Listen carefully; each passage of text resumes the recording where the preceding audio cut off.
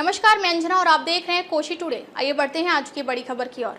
Space से 9 महीने बाद धरती पर उतर रही सुनीता विलियम्स हो सकता है इन बीमारियों का खतरा। पिछले 9 महीने से अंतरिक्ष में फंसी एस्ट्रोनॉट सुनीता विलियम्स धरती पर लौट रही हैं। सुनीता विलियम्स के साथ एस्ट्रोनॉट बुच विल्मोर और 2 एस्ट्रोनॉट भी धरती पर लौट रहे हैं।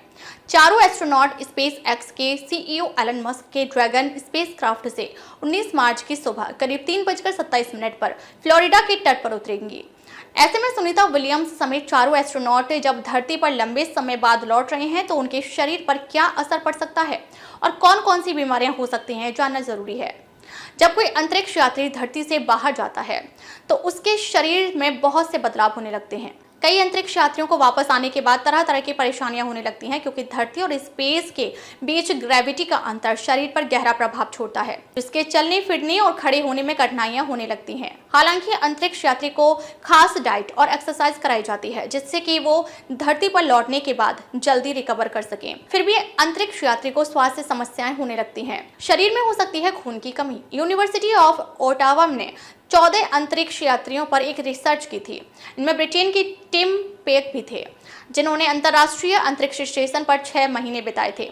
इस अभियान के दौरान अंतरिक्ष यात्रियों के खून के सैंपल की जांच की गई तो पता चला कि उनके शरीर में लाल रक्त कोशिकाओं यानी रेड ब्लड सेल्स की संख्या काफी कम हो गई है। रिसर्च में पता चला कि अंतरिक्ष में पहुंचने पर ज्यादा रेड ब्लड सेल्स नष्ट हो रही हैं और ऐसा पूरे मिशन के दौरान हुआ था। हालांकि रिसर्च में इसके कारणों का पता नहीं चल सका, लेकिन जब ये अंतरिक्ष यात्री धरती पर आए तो इनको काफी कमजोरी और थकान थी। मांसपेशियां, हड्डियां कमजोर होने से चलने फिरने में दिक्कत।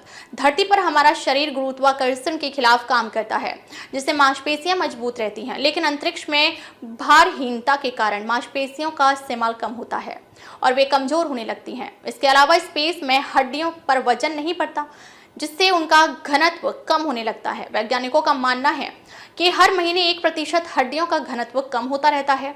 अगर लंबे समय तक हड्डियों के ऊपर भार नहीं पड़ा तो यह कमजोर होने लगती हैं, जिसके चलने फिरने, उठने बैठने में कठिनाई होती है। इम्यून सिस्टम पर असर। अंतरिक्ष में ज्यादा समय बिताने से शरीर की रोग प्रतिरोधक क्षमता कम हो सकती है, जिससे बीमारियों का खतरा बढ़ जाता है। साथ ही रेडिएशन की वजह से कैंसर का खतरा अधिक रहता है।